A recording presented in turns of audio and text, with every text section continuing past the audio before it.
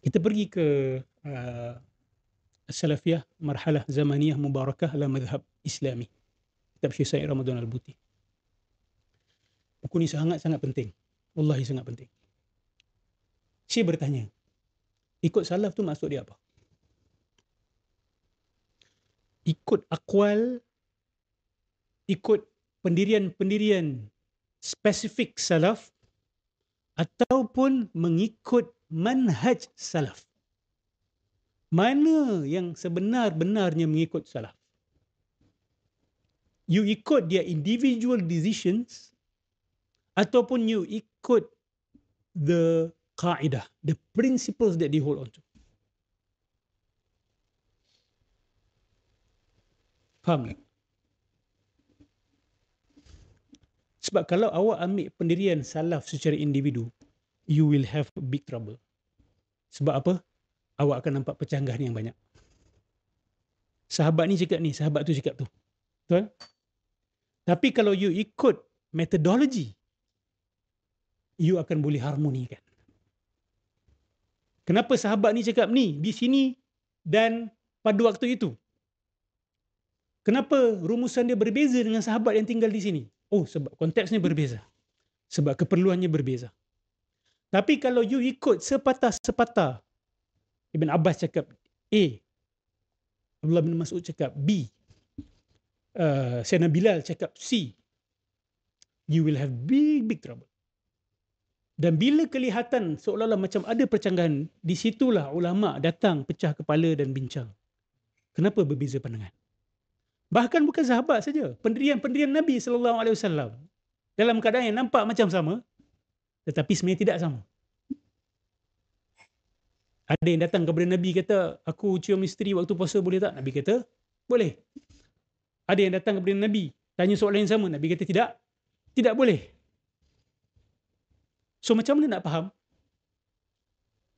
Kena faham konteks, kena faham macam-macam benda, bukan sekadar konteks. Nasih mansuh pun awak kena faham juga. Mana datang dulu, mana datang kemudian. Ini Nabi tengah cakap pada siapa? Dan adakah hukum ni berterusan? Atau telah cancel out selepas itu? So ini dipanggil sebagai metodologi. Kita abstrakkan, kita ekstrak, kita melakukan pemikiran abstrak dengan cara kita ekstrak makna daripada kejadian-kejadian ini dan kita menjadikan ini sebagai satu kaedah. Setuju? Macam matematik lah, kan? Matematik semua macam nak ajar kalau tak ada formula. Setiap kali nak ajar multiplication 3 numbers with 3 numbers tu, awak nak kena buat daripada asal balik, tak. Dah ada formula yang awak boleh pakai. Awak nak check area, awak nak check apa perimeter, semua dah ada dia punya. Itu datang dari mana? Extraction, betul tak? Ulama-ulama matematik ni bila dia tengok case A, B, C, D, E, ni semua boleh dirangkum dia kata. Ni semua boleh dirangkum dengan satu formula. Itu dia panggil manhaj. Itu dia panggil manhaj ta'amul ma'an nas. So Syekh tanya, ikut salaf ni maksud dia apa? Contoh pembukuan Al-Quran, betul? Awak faham isu pembukuan Al-Quran ni, awak faham maksud bid'ah. Lafaz Nabi general. Man ahdatha fi amrina hadha ma laysa minhu fahuwa raddun. Siapa yang menimbulkan perkara baru dalam urusan kami ini yang bukan daripadanya, ia tertolak. Betul? Lepas tu Nabi kata kullu muhdatsatin bid'ah wa kullu bid'atin dhalalah. Semua yang direka adalah bid'ah dan semua bid'ah itu sesat. Okey, kita ada teks. Kita ada teori. Kita tengok sahabat praktikal macam mana. Pembukuan Al-Quran, Nabi tak pernah suruh, Allah tak pernah suruh. Buktinya, Sayyidina Abu Bakar, Sayyidina Umar especially, kata, macam mana kau nak suruh aku buat satu benda yang Nabi tak pernah suruh? Itu buktinya, Nabi tak pernah suruh. Dan itu buktinya Allah tak pernah suruh. Sahabat pada awal hesitate. Dia bincang, kata, wallahi hazah khair. Tapi ni benda baik. Apa kita belajar dekat situ? Ada keperluan. Betul? Ramai hufaz meninggal. Kalau tak buat benda ni, Quran akan hilang. Nabi tak pernah suruh. Allah tak pernah suruh. Kena guna akal fikiran. Kena baca konteks. Kena bawa satu solution. Itu dipanggil apa? Manhaj. Jadi apabila kita menghadapi situasi yang lebih kurang sama, Allah tak suruh, Nabi tak suruh, Allah tak larang, Nabi tak larang. Tapi ini satu masalah baru. Macam mana kita nak settlekan benda ni? Di situ datang ijma' dan qiyas. Perasan tak? Pada awal-awal, ijma' dan qiyas pun ditentang. Sebab dianggap kita diminta untuk ikut Quran dan Sunnah saja. Mana datang ijma' dan qiyas ni? Kita tanya kawan-kawan salafi kita. Ijma' dan qiyas ni ikut ataupun tidak? Kalau kamu ikut ijma' dan qiyas ni, kamu akan terima kalam dan kamu akan terima mazhab. Kalau kamu tolak ijma' dan qiyas, di situ kamu kena jelaskan mazhab kamu apa sebenarnya. Kamu kena jelaskan apa mazhab kamu. Ada Quran, ada sunnah. Cukup kita berhenti kat situ? Sebab tu ulama kita daripada awal dah kata, sumber agama kita ada 4. Betul?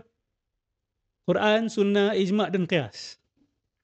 Awak kalau berhenti kepada Quran dan sunnah saja, walaupun ijma' dan qiyas itu pun sebenarnya adalah extraction daripada ajaran Quran dan sunnah, betul? Tapi kena ulang. Kalau tak ulang, orang akan ingat Quran sunnah. Padahal dalam kitab-kitab fiqh banyak buat qiyas. Ulama banyak buat qiyas. Banyak pendidikan datang daripada ijma' para ulama. Dan ijma' para ulama tak ada dalam Quran. Ijma' para ulama dalam hal-hal tertentu tak ada dalam Quran, tak ada dalam sunnah. Qiyas para ulama tidak ada dalam Quran, tidak ada dalam sunnah secara literal, tapi ada secara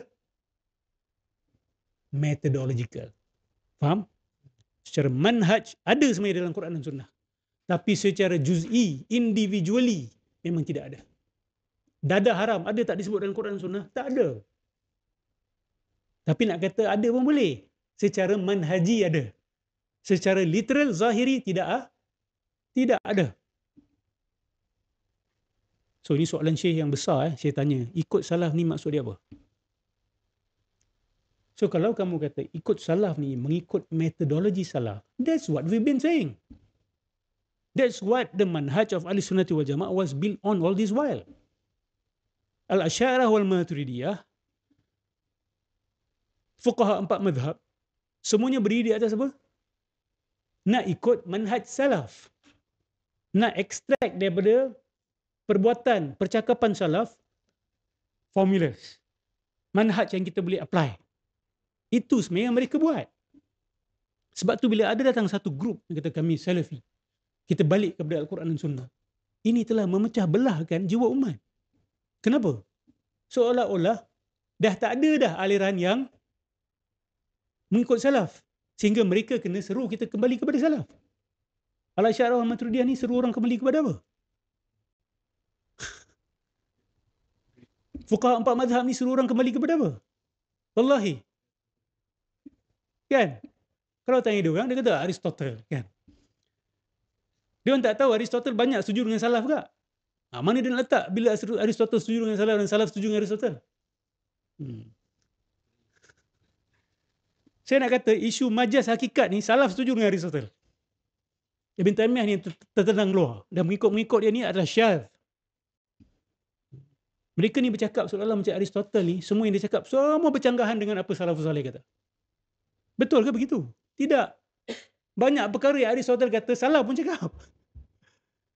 Bahkan ulama kita banyak menyerap beberapa perkara yang baik datang dari Aristotle kerana dia ada akal. Betul? Akal tu kurniaan siapa? Allah. Dia tak pernah kata apa yang dia dapat tu wahyu daripada Allah. Betul? Itu adalah usaha akli dia untuk memahami bahasa. Untuk memahami cara manusia berfikir. Kita pun manusia kan? Kita pun guna bahasa kan? Kita pun berfikir kan? Dia apa salah ambil daripada dia? Ada kita ambil akidah daripada dia? Ada kita kata, Aristotle mengatakan Allah sekian-sekian.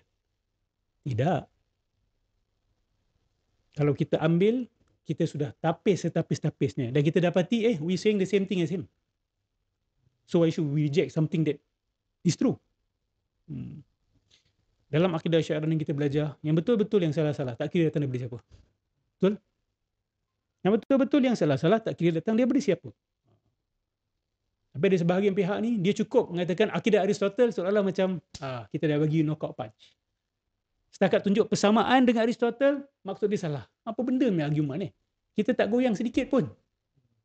Kita kata, okay, your point is, kan? Bagi dia dah menang. Dah berjaya membuktikan. Ini ada kaitan dengan pemikiran Aristotle. Inna lillahi wa inna ilaihi raji'un. Kita boleh buat yang sama kepada pemikiran Ibn Taymiyah. Berapa banyak pendirian dia diikut Ibn Rushd, dan Ibn Rushd pentaklid buta kepada siapa? Aristotle. You want to play that game? Everyone can play that game. Sebab tu orang yang dah lama dalam bidang keilmuan, dia tak akan main game ni. Dia tidak akan main game ni. Kecuali kalau aliran itu memang sepakat ulama' sesat barat. Contoh, bila kita dapat buktikan sesebuah aliran tasawuf ini banyak persamaan dengan aliran batiniyah, kita boleh kata itu bermasalah. Sebab apa? Sebab batiniyah memang dihukum kafir. Betul?